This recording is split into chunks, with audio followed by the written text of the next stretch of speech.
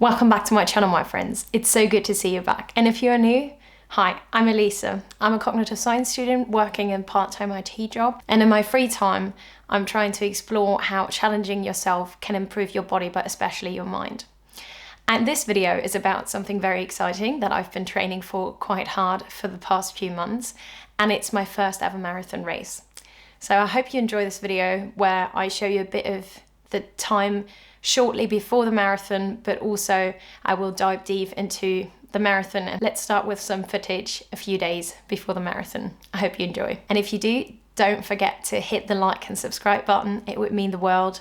But without further ado, let's get into the video.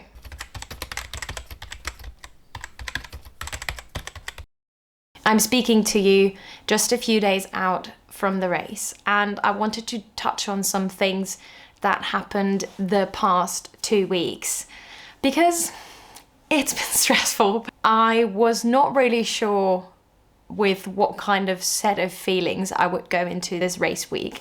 And to be honest, I wasn't even sure if it was going to happen for me. But let's first give you a bit of context. As I've talked about in my last two videos, I had this peak in volume for the last 8 weeks out of the race.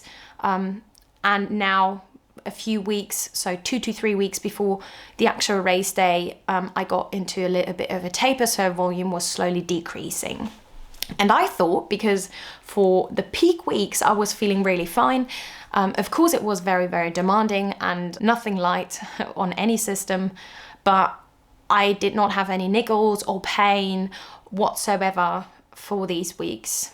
And then in the first week where volume dropped, I started to have some pain in my calf and it was feeling tighter by the minute. And so I thought, okay, I take it really easy. I'm going into the taper anyway, so maybe it will all go fine on its own.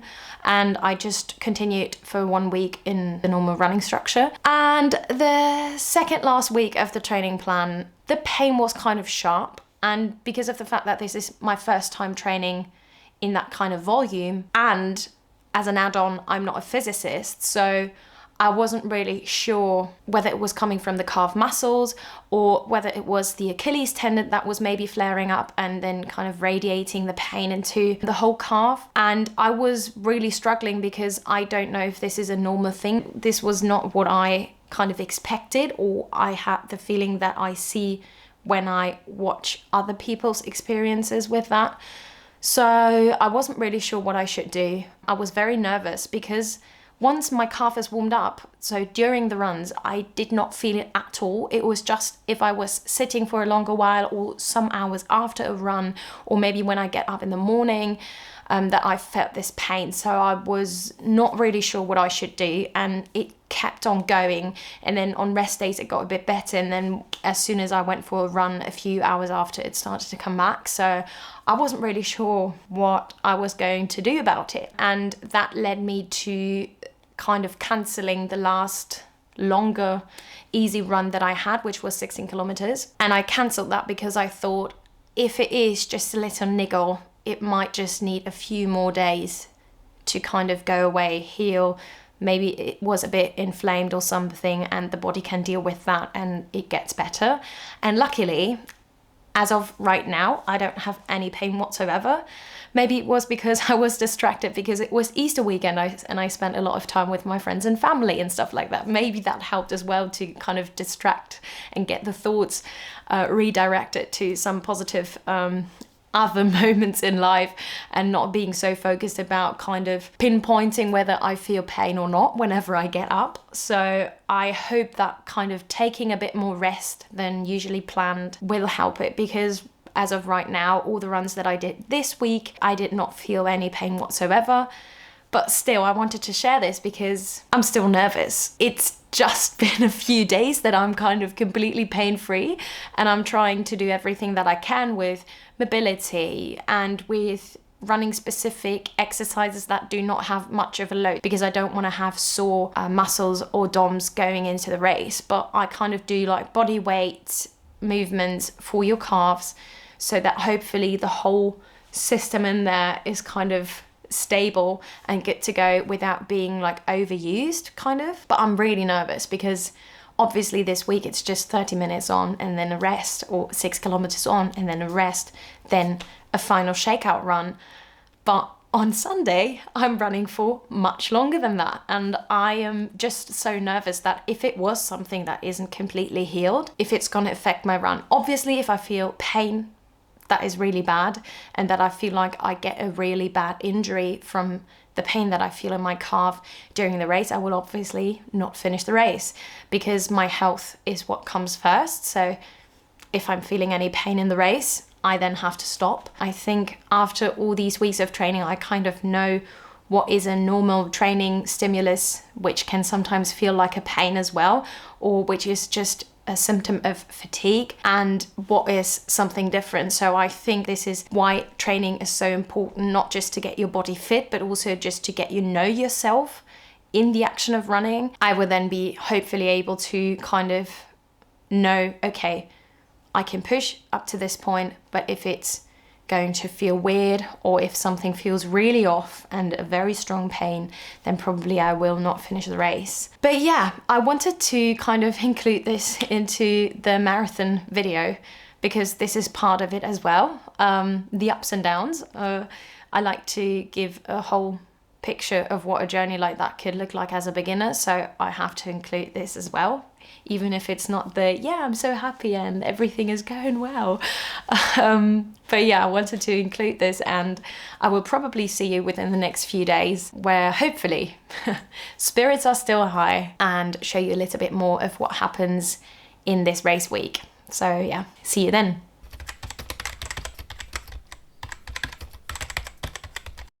The day before the race, my boyfriend, who was also running the marathon, and I went to Hamburg because I ran the Hamburg marathon, the Haspa marathon, and we had a 6-hour drive there, so it was very draining. But we also knew we needed to get our bib numbers, and we wanted to see the expo and everything, so we started quite early in the morning because we knew it was kind of a long drive. And we stood at the place of a friend of mine, and so I could catch up with him, and then we all went together to the expo, which was very, very overwhelming for me because I was not expecting so many different booths and so many different companies there presenting their stuff and potentially also selling their stuff, a lot of things you could try.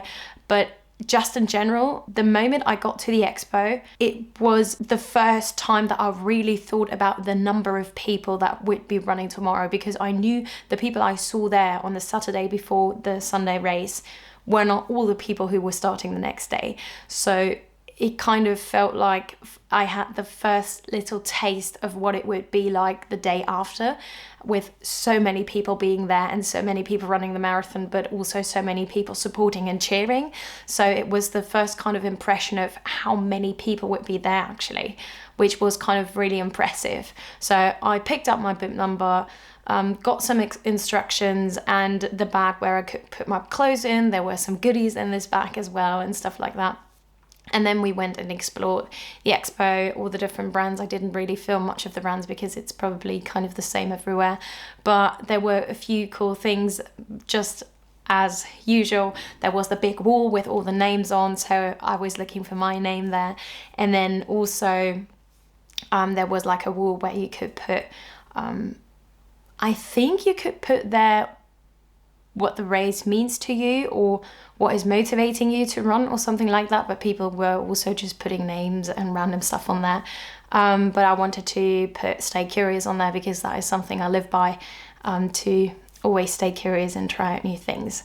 And yeah, so it was kind of a really cool experience. After that, we just went to a nice place in Hamburg where you could see the city.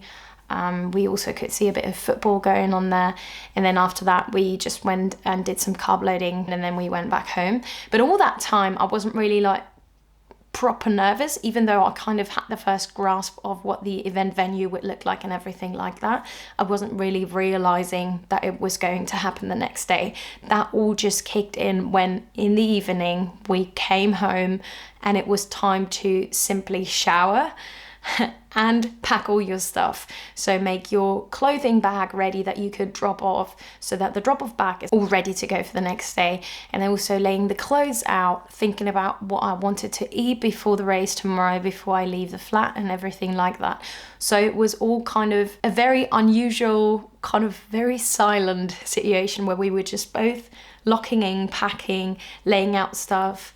And I think for us both, it kind of then kicked in the realization that it was going to happen the next day. And I think it was a combination of, yes, this is a scary goal for both of us and we don't know what was going to happen the next day, obviously, but also kind of the realization that we have trained quite a long time for this. We've been preparing for at least 3 or 4 months straight, with the priority kind of being strong on the marathon. The nerves were nerving because you were kind of sitting around and waiting for the day to happen. You were not really training to gain any huge fitness advantage for that race and everything like that. You were just resting up so that you are ready to go.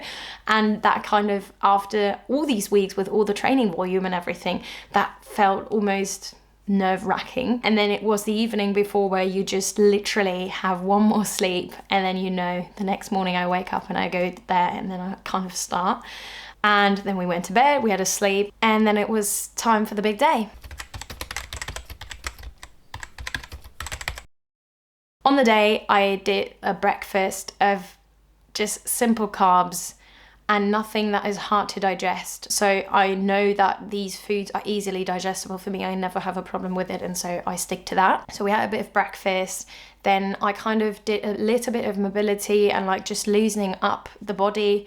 Also using like the little ball there to wake the feet a little bit up and everything like that to reduce the pressure in there and to make them ready for running 42.2 kilometers. And then we just went, I grabbed myself a coffee because I was really tired even though it wasn't that early. And then we got to the venue, which was so full, so many people there.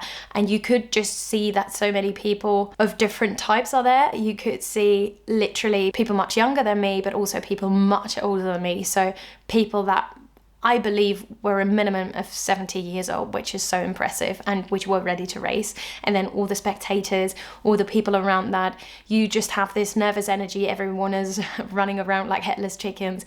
The toilets are occupied all the time. People are lining up there to go to the toilet one last time and then bringing your drop-off bags where they belong and then getting into the right starting zone and everything like that. And you could just see some people were quite relaxed, probably their, I don't know what, 10th, 20th race. They were just really relaxed, or they just have that relaxed energy about them. And then some people, just like me, who were like kind of quietly nervous. And yeah, so everyone was getting ready, going into their zones. And then it was about time to start, and the race started at 9:30, but because I was the last starting block, because when I signed up for the marathon, I wasn't really sure what time was realistic for me. So I wanted to be safe and be in a kind of a late starting block. It doesn't really matter anyway. And so I was the last starting block, and waiting there for about 20 minutes until you get going.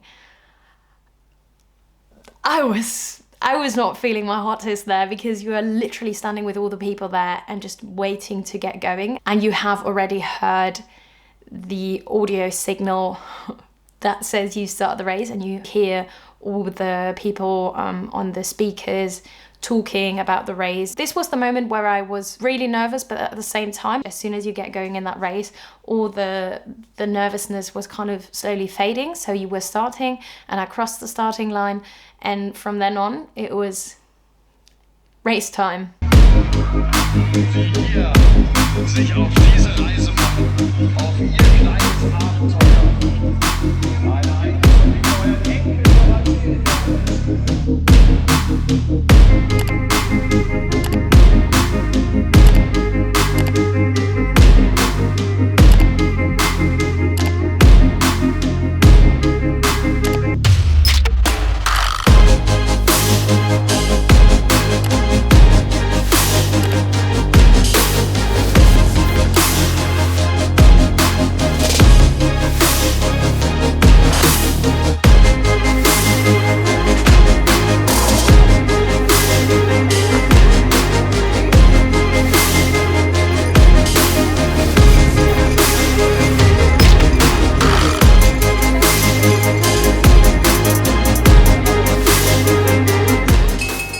And these were some impressions of the race. I filmed a whole race recap and talked about what my strategy was, my thoughts and feelings, everything. But the video is already so long that I decided today is the day that I'm editing it, that I split it into 2 videos. So this was kind of the taper week and a bit of an impression of what the build up to the marathon is, and then the race day itself and just some footage. But all the deep dive into what my thoughts and feelings were about it are being talked about in the next video in depth, which is then a dedicated race recap video. So stay tuned for that. Thank you so much for watching. And as always, stay curious, look after yourself, and I'll see you in the next one. Bye.